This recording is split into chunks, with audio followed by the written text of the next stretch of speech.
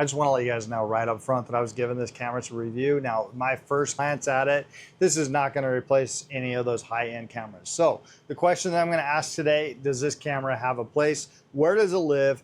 And is this a good budget or entry-level starter? Right out of the gate, my first impression is that this camera is really small. It's really tiny. And so this is going to go in places where maybe those big cameras can't, right? It's an action camera, and it comes with a bunch of accessories. So right here, you're gonna have your dive mount right here. You're gonna have a tripod mount. You're gonna have a bike mount or pole mount, whatever you wanna use. Then you have your normal GoPro. You have kind of what I would call like a media mount right here.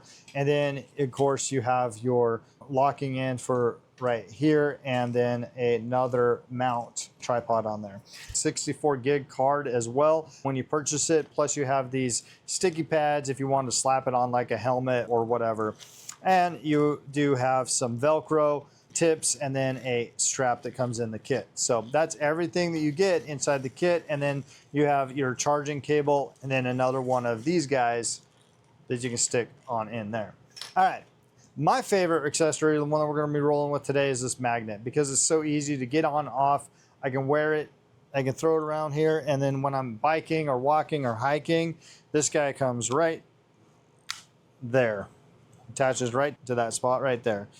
And so that's pretty cool. If you don't want the strap, you can take it and smack it to anything magnet, just like so. We love the magnets. It makes it super easy to mount your camera anywhere that you need it mounted. All that's fine and well. That's all good. Accessories galore, but it means nothing if the footage is not even usable. You can do all your footage settings right here on the case itself, but you can also do it on the app. This comes with an app that you can download. If you're not familiar with any of this stuff, you can go through the app. But right now, we're gonna switch it to our settings. Okay, so it's probably easier to see on the app, but I'm gonna give you guys what 4K 60 kind of looks like right here. So we're gonna record in 4K 60 right about now. So I'm gonna throw this on and press record. So there it says about to start recording right here. All right, so we have both footages right here. This is my normal camera right now. Now I'm gonna switch over to this camera and we're gonna see how well it does. So we got that camera going. Now obviously you may want to use a separate audio source. I always will use a separate audio source with my cameras, but this is the audio that you're getting right now on this camera. We do have two ACs that are going on full time because it is hot out here.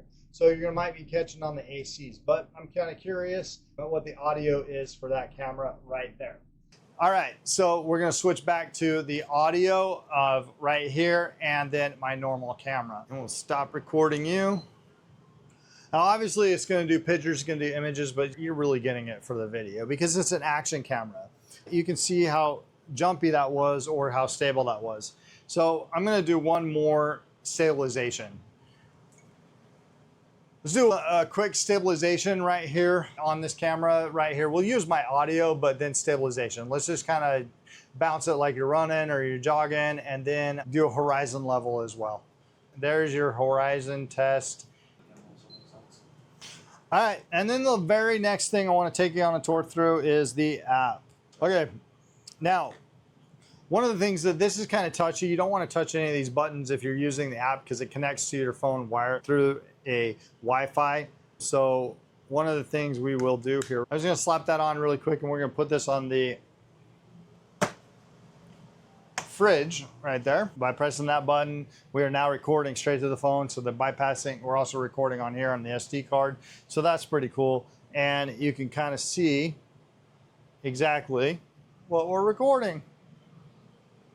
Now, again, this is just for the app purposes, so I'm going to take you through the app really quickly. Stop that recording, and we're going to go into settings on this app. You can change your video resolution on here. Oh, look, you can drop it all the way down to 720/30 or up to 5K 30. Now, you can't do 5K 30 with the app. You can only do it with the native camera on here. So you can't do it with the app. We're going 4K 60 right there. Image stabilization, we have that turned on. White balance is set to auto.